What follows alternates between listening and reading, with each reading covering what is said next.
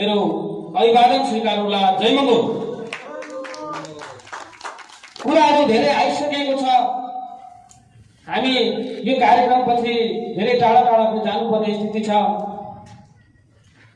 गर्मीको यो प्रचण्ड गर्मीको यो माहौलमा पनि यो बेलासम्म कार्यक्रमलाई सुनेर बसेर साथ दिनु भइरहेको छ। किन त मलाई लाग्छ तपाईँ हामीहरूमा एक किसिमको चेतना अभिवृद्धि भएको जस्तो मलाई लाग्दछ। त यहाँ चुलाचुली गाउँसभाले कार्यक्रम आयोजना गरिरहँदाखेरि ती हिन्दू आर्य बाहुन क्षेत्रीहरूले नेतृत्व गरेको पार्टीहरूले कार्यक्रम गरेको जस्तो मासु भात खानु पाइन्छ, अनि घुम्नु पाइन्छ, अनि घर फर्किँदाखेरि 2-4 पैसा पनि पाइन्छ भन्ने हिसाबले तपाईहरू यहाँ आएको जस्तो मलाई लाग्दैन। आखिरमा के रहेछ? मङ्गोल नेसनल अर्गनाइजेसनको उद्देश्य के रहेछ र हामीले अब पनि बुझ्यौँ न भने हाम्रो भावी सन्ततिलाई अँध्यारोतिर लगिरहेको छौँ कि भन्ने अनुभूति भएकै कारणले गर्दाखेरि तपाईँहरू आउनु भएको जस्तो मलाई लाग्दछ। हो, वास्तवमा भन्यो भने हामीले वास्तविक कुरा नबुझेकै कारणले गर्दाखेरि हाम्रो अवस्था यो भएको। मङ्गोल नेसनल अर्गनाइजेसनका फाउन्डर प्रेसिडेन्ट डाक्टर गोपाल गुरुङजीले बारम्बार यही कुराहरू आफ्नो लेख मार्फत, आफ्नो वक्तव्य मार्फत चिच्याइ भनिरहेको अवस्था हो। त हिजो हेर्नुहोस्, नेपालकै मात्र इतिहास पल्टाउने होइन, संसारकै इतिहास पल्टाएर हेर्नुहोस्, संसारमै दास प्रथा लागू गर्ने नस्ल भनेको युरोपियनहरू। इतिहास पल्टाएर हेर्नुहोला। संसारको नयाँ नयाँ भूगोलहरू पत्ता लगाउने नाममा चाहिँ हिजो 16औं शताब्दी, 15औं शताब्दी अनि 14औं शताब्दीतिर तिनै युरोपियनहरूले मूलवासीहरूलाई दास बनाएको इतिहास छ। अमेरिकामा गयो त्यतै दास बनायो, दक्षिण अमेरिकामा गयो त्यतै दास बनायो, अफ्रिकामा छिरो त्यतै दास बनायो, एसियामा छिरो एसियामा पनि दास बनायो। कसलाई भन्दाखेरि यहाँका मूलवासीहरूलाई, समग्र महादेशका मूलवासीहरूलाई चाहिँ दास बनाउँदै अगाडि बढेको इतिहासहरू छ। त्यस्ता दास प्रथाहरू लागू गर्ने संकीर्ण सोच भएका, साम्राज्यवादी सोच भएका नस्लको केही छिट्टाहरू पनि नेपालमा त्योभन्दा अगाडि आएर चाहिँ समग्र दक्षिण एसियालाई चाहिँ दास बनाउनेले विभिन्न षड्यन्त्रहरू रचेको इतिहासहरू छ। दक्षिण एसियामा यिनीहरू प्रवेश गरेको भनेको 3500 वर्ष भएको छ मोटामोटी। त्यतिखेर हिन्दूवाद जस्तो एउटा उग्रवादी सोच बोकेर जातिवादीको सिस्टममा दक्षिण एसियालाई ढाल्ने काम गर्यो, सत्ता र शक्ति आफ्नो हातमा लिएर। त्यसकै उपज तपाईँ हामी दास बन्यौँ। अहिले पनि त्यही हो। हेर्दाखेरि हामीले राम्रोसँग खानु पाएको जस्तो देखिन्छ, राम्रोसँग हिँड्नु पाएको जस्तो देखिन्छ, तर गहिरिएर सोच्ने हो भने अझै पनि हाम्रो दासको जिन्दगी जिरहेको छ। त्यसै कारणले गर्दाखेरि डाक्टर गोपाल गुरुङजीले भन्नुभएको थियो यो दासताको जन्जिर एक दिन म चुडाउनेछु। यो 21औं शताब्दी भनेको अहिन्दू मूलवासी मङ्गोलहरूको मुक्तिको शताब्दी हो भनेर उहाँले भन्नुभएको।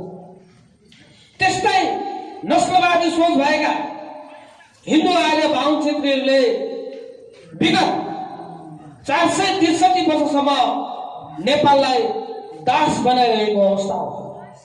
अब हामीले यो दासताको जन्जिर तोड्ने कि नतोड्ने प्रश्न यहाँनिर खडा भएको छ।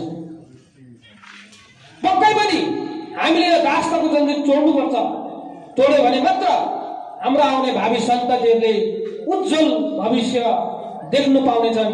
त्यो भविष्यमा तपाईँ हाम्रो आउने सन्तानहरू हाँसी खेली रमाइरहेको स्थिति हुनेछ। यो डाक्टर गोपाल गुरुङको लडाई भनेको र मङ्गोल नेसनल अर्गनाइजेसनको लडाई भनेको यो हामीले हेरिराख्यौँ। अहिले पनि हेर्नुहोस्, विश्व राजनीतिको पानाहरू पल्टाएर हेर्नुहोस्, अहिले पनि पूर्ववक्ता मित्रले भनेको जस्तै दुईवटा विचारधारा सामुने आएको छ। एउटा कथित लोकतन्त्रवादी हुँदै लोकतान्त्रिक खोलहरू ओढेर आवरणहरू ओढेर चाहिँ संसारलाई गुलाम गराउनु खोजिरहेको छ भने अर्को चाहिँ त्यसो हुनु हुँदैन। संसारले आफ्नो क्षमता अनुसार आफ्नो बलबुता अनुसार यो संसारमा स्वतन्त्रपूर्वक बाँच्नु पाउनुपर्छ अनि स्वतन्त्रपूर्वक उसले चाहिँ आफ्नो अभिव्यक्तिहरू समानतासहित यही भूमिमा बाँच्नु पाउनुपर्छ भनेर लडिरहेको सङ्घर्ष गरिरहेको अवस्था हो। हाम्रा पुर्खाहरूलाई सम्झ्यौँ। महामानव बुद्धले पनि यही कुराहरू अँगाल्दै आएको, उहाँको विचार भनेको पनि यही हो।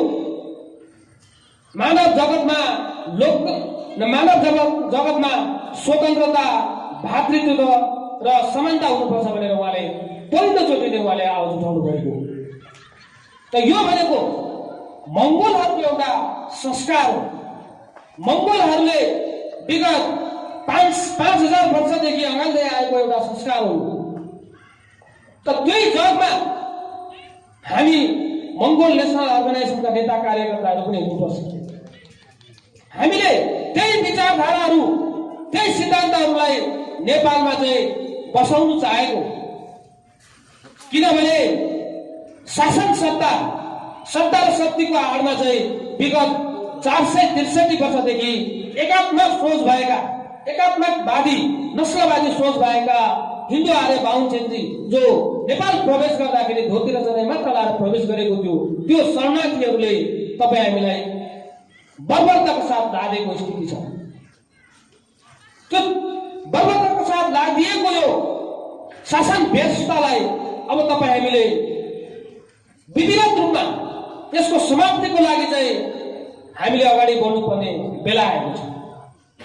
विभिन्न चरणमा विभिन्न समयहरूमा हामीलाई मौका अवसरहरू मिलेको थियो, तर हाम्रो चेतना, हाम्रो बुझाइको कमीको भएको कारणले गर्दाखेरि अझै पनि तपाईँ हामीलाई बाहुन क्षेत्रले शासन गरिरहेको अवस्था अब आउँदैछ। नेपाल सरकारले, बाहुने सरकारले घोषणा गरेको छ मङ्सिर 4 गते त्यो एउटा अवसर आउँदैछ। त्यसको लागि तपाईँले अब पहिलेदेखि नै मनमा चाहिँ एक किसिमको दृढ संकल्प राखेर चाहिँ अबको विकल्प मात्र कुखुराको भाले चुनाव चिन्ह हो भनेर तपाईँ हामीले अब सोच्ने बेला आएको छ। यहाँ आउँछन् विभिन्न प्रपञ्चहरू रचेर, विभिन्न षड्यन्त्रहरू लिएर आउँछन्। तपाईँ हाम्रै अनुहार भएका दाजुभाइहरू आउँछन्। तर यो ठाउँमा यो चुनाव-चुलीको जनतालाई म विशेष रूपमा धन्यवाद दिन चाहन्छु। यो जनता, चुनाव-चुलीको जनताले स्थानीय निकायको चुनावमा मैले हेरेँ, देखेँ 2-4 जना बाहुन छेत्री बाहेक सबैलाई मिल्काइदिएको छ। एक किसिमको, एक स्टेपको चेतना आएको चाहिँ मैले महसुस गरेको छु। तर त्यतिले मात्र पुग्दैन। अब हामी यहाँनिर झुक्किरहेको छौँ। हामीले के देख्यौँ भन्दाखेरि हाम्रै अनुहार भएका व्यक्तिहरू देख्यौँ अनि त्यही अनुसार हामीले भोट हाल्यौँ। तर यहाँनिर हामी झुक्क्यौँ। अब हामी झुक्किनु हुँदैन भन्ने मङ्गोल नेसनल अर्गनाइजेसनको भनाइ हो, मान्यता हो। तपाईँ हाम्रै अनुहार भएका साथीहरूले जितेका छन् यो गाउँपालिका हो। एक हदसम्म चेतनाको बिर्को खोल्यो। तर गहिरेर सोचेर हेर्नुहोस्, उनीहरूले जितेर गइसकेपछि, शक्ति आफ्नो हातमा लिइसकिसकेपछि लगेर तिनै फेरि विदेशी हिन्दाले बाहुनछेत्रीको खुट्टामा लगेर चाहिँ लम्पसा पर्ने स्थिति आएको हुन्छ। काङ्ग्रेसबाट जितेका हाम्रै अनुहारका दाजुभाइहरू हुँदै विभिन्न पार्टीबाट जितेर त गएको अलग कुरा होला। हुँदै तपाईँ हामीले आफ्नै सङ्गठन ठानेर भोट दिएको लिम्बुवानका साथीहरूको अवस्था पनि त्यही हो।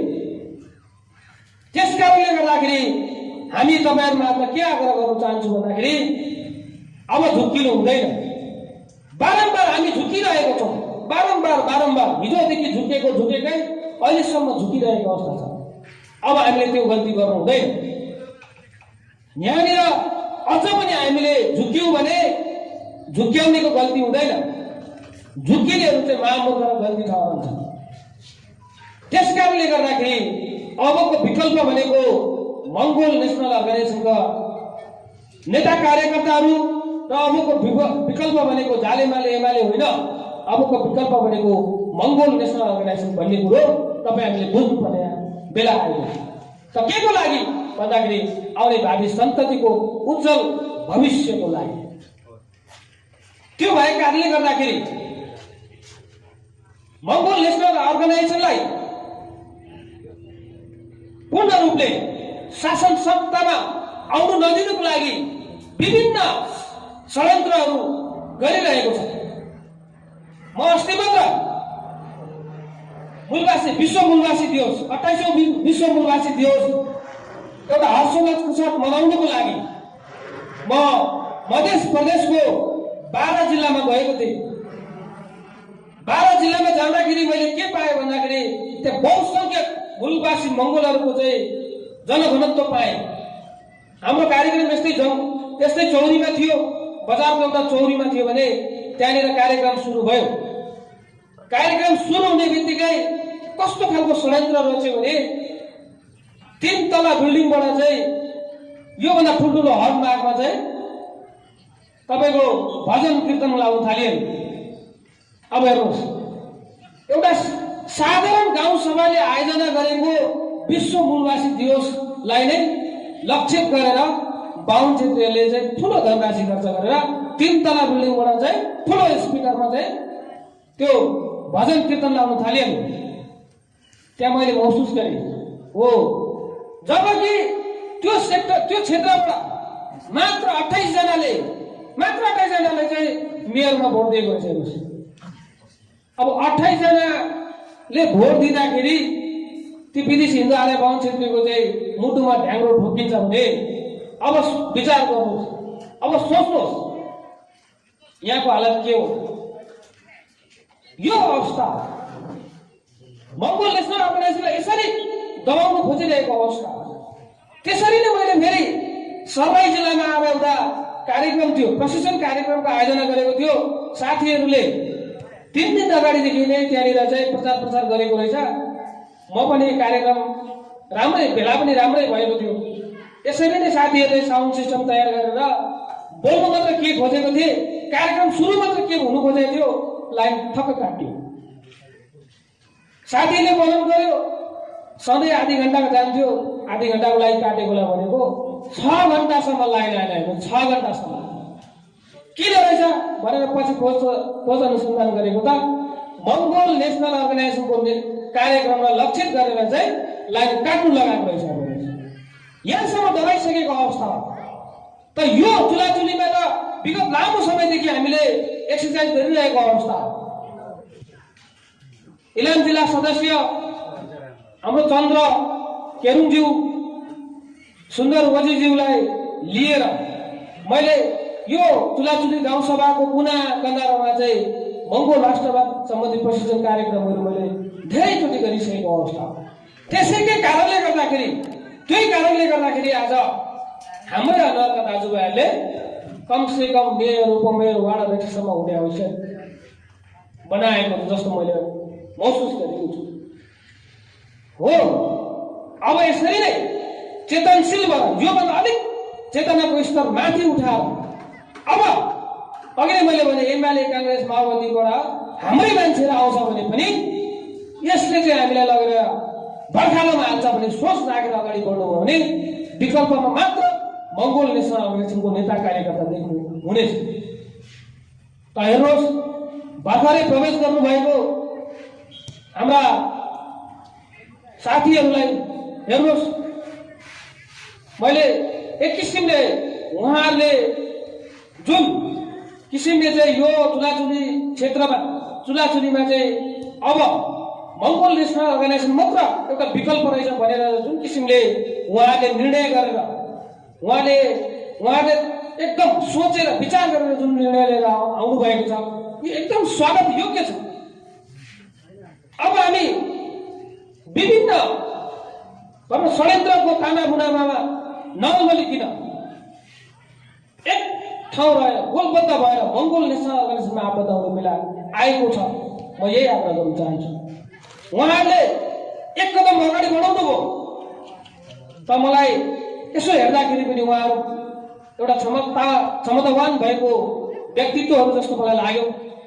अब मङ्गोल नेसनल अर्गनाइजेसनले उहाँहरूलाई एउटा प्लेटफर्म दिनेछ जुन प्लेटफर्मलाई युज गरेर यो चुनाचुनी गाउँसभाको मात्र नभएर देशकै नेतृत्व गर्ने औदामा उहाँहरू पुग्नेछ। उहाँहरूलाई अग्रिम शुभकामना म यसै मञ्चबाट दिन चाहन्छु।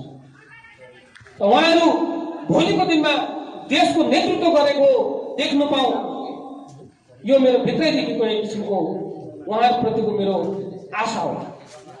र यो भएकाले गर्दाखेरि अब समयको पाबन्दी पनि छ। मैले त अघि नै भने धेरै ठाउँमा तपाईँहरूको माझमा आएर आफ्नो अभिव्यक्तिहरू दिइरहेको अवस्था थियो। आयोजक सभालाई मैले भनेको पनि थिएँ कमसेकम मेरो चाहिँ मन्तव्य नराखिदिनु होला, किनकि यहाँ हाम्रो आकर्षक व्यक्तित्व हुनुहुन्छ, आजको प्रमुख अतिथिजी हुनुहुन्छ, उहाँले पनि तपाईँहरू माझमा एक किसिमको आफ्नो भनाइ राख्नेछन् त्यही भनेको थिएँ। तर उहाँहरूले मेरो पनि नाम लिइदिनु भयो। उहाँलाई फेरि आयोजक सभालाई पनि म धन्यवाद दिन चाहन्छु र अन्य दिनहरूमा तपाईँहरूले आयोजना गरेको यस्तै कार्यक्रमहरूमा पनि आफ्नो भनाइहरू पुनः तपाईँहरूमा राख्ने एउटा वचनबद्धता पनि जाहेर गर्न चाहन्छु र यति भन्दै मेरो आफ्नो भनाइलाई पनि म यही बित्न चाहन्छु। स्वीकार होला। विदा हुँदा जय मङ्गल।